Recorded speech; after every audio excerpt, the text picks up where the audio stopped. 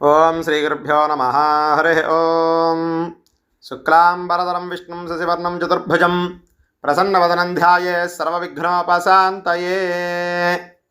మిథున రాశి వారికి ఈ వారం ఏ విధంగా ఉండబోతుంది, ఈ ఆదివారం నుండి వచ్చే ఆదివారం వరకు ఏ విధంగా ఉండబోతుందో తెలుసుకుందాం. ముందుగా మీ జన్మ నక్షత్రం మృగశిర 3-4 పాదాలు కానీ, ఆరుద్ర 1, 2, 3, 4 పాదాలు కానీ, పునర్వసు 1, 2, 3 పాదాలైనట్లయితే మీ జన్మరాశి మిథున రాశి అవుతుంది.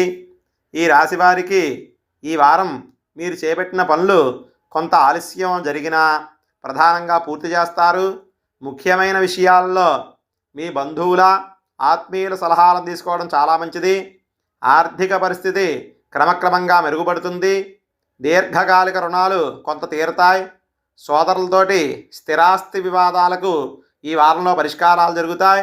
నిరుద్యోగులకు నూతన ఉద్యోగాలు లభించే అవకాశాలున్నాయి. వ్యాపారాలు లాభసాటిగా సాగుతాయి.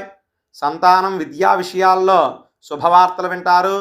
ఉద్యోగమున అనుకూలమైన వాతావరణాలుంటాయి. అన్ని రంగాల వారికి శ్రమకు తగిన ఫలితం లభిస్తుంది.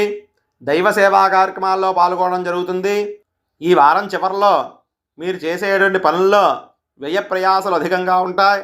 బంధువులతో మాటపట్టింపులు ఉండడానికి అవకాశం ఉంది. కాబట్టి ఈ వారం మీరు దేవీ ఖడ్గమాలా స్తోత్రం పారాయణం చేయడం వల్ల కొంతవరకు శుభ ఫలితాలను పొందుతారు. స్వస్తి.